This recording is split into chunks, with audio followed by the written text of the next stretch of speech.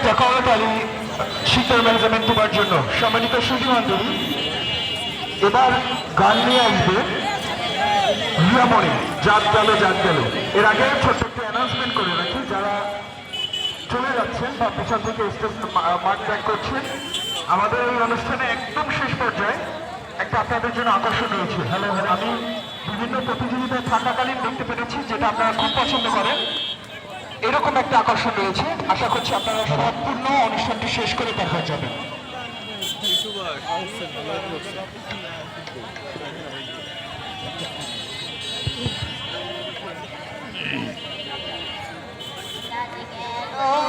রাত গেল বলে